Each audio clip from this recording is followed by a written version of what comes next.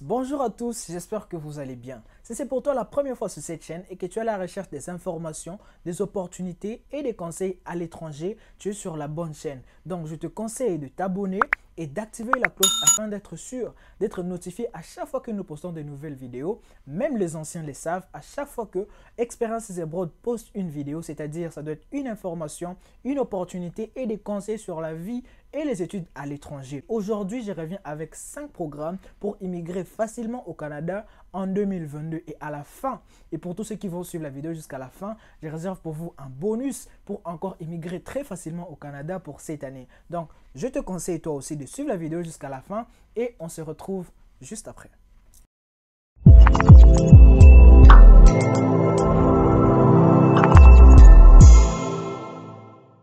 Le premier programme, vous vous en doutez pas, c'est immigrer au Canada en tant qu'étudiant. On a déjà évoqué les sujets, je mets le lien de la playlist dans la description. Vous pouvez voir, j'avais présenté les bourses d'études, tout ce qu'il faut pour commencer déjà le processus pour immigrer en tant qu'étudiant. Mais aujourd'hui, on va évoquer le point le plus important qui se cache aussi derrière l'immigration en tant qu'étudiant. Si vous vous rappelez, je vous avais dit que quand vous y allez en tant qu'étudiant, vous avez le permis de résidence temporaire. Vous avez le moyen de passer au permis de résident permanent. Comment vous allez faire?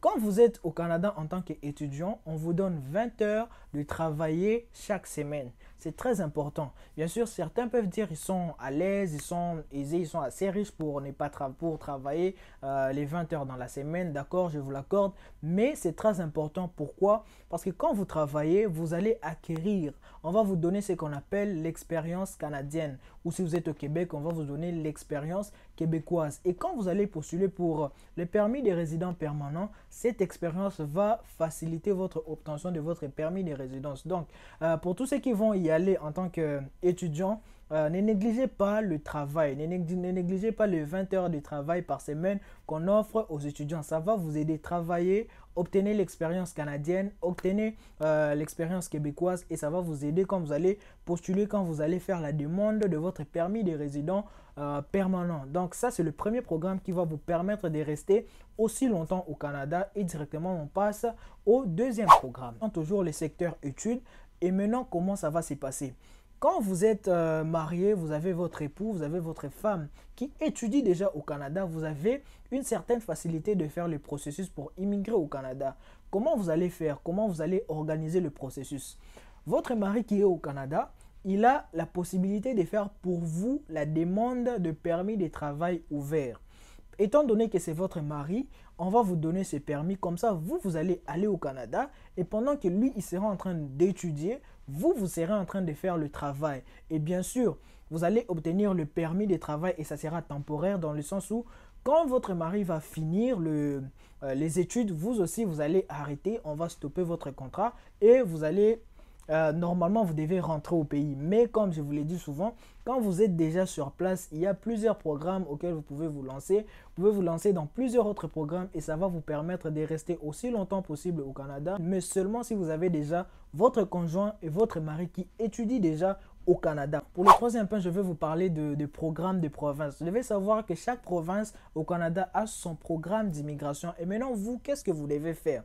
Ne vous concentrez pas seulement sur le Québec, pas seulement pour une province. Ce que vous aurez à faire, c'est que essayez de lire, essayez de creuser quels sont les programmes que chaque province offre à tous ceux qui veulent immigrer au Canada. Quand vous aurez déjà des connaissances sur les programmes que la province offre, vous aurez déjà quels sont les critères qui sont exigés à tout celui qui voudra participer à ce programme. Maintenant, vous allez maintenant vous questionner, est-ce que c'est la province que j'aime?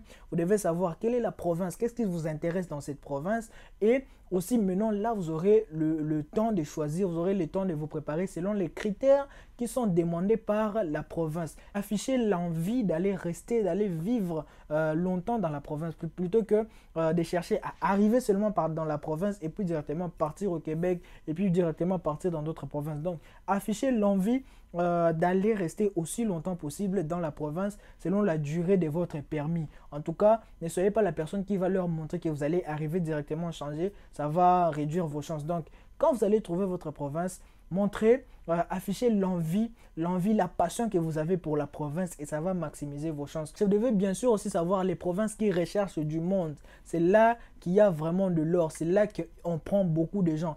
Essayez de voir parce que tout est exposé. On veut savoir, on expose l'envie de gens. Il y a des provinces qui veulent, qui recherchent du monde. Et c'est là que vous devez partir.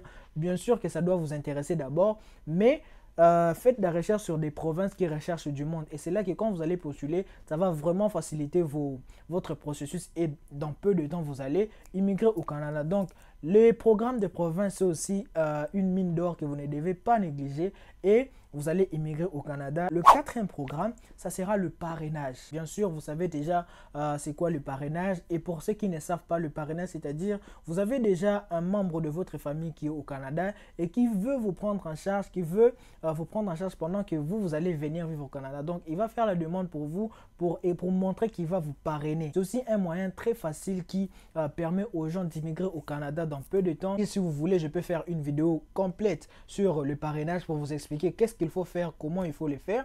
Je peux le faire en tout cas. N'hésitez pas à les dire dans les commentaires. Je pourrais faire une vidéo sur le parrainage. Mais je pense aussi que le parrainage, c'est aussi un programme qui peut faciliter votre immigration au Canada. Mais vous avez compris qu'il faut avoir aussi quelqu'un qui est au Canada. Et en même temps, je pense que vous êtes en train de comprendre que l'immigration canadienne est encore plus facile quand vous avez déjà quelqu'un qui est au Canada, qui peut assister, qui peut intervenir d'un moment à un autre dans votre processus. En parlant de cinquième programme, je vais m'adresser aux gens qui sont à l'extérieur du Canada, qui ne sont pas au Canada, c'est-à-dire vous êtes au pays et vous travaillez pour vous assurer que vous pouvez immigrer facilement au Canada. Recherchez des entreprises canadiennes qui ont des branches directement au Canada et où vous pouvez demander voilà, le transfert. On parle de la mobilité.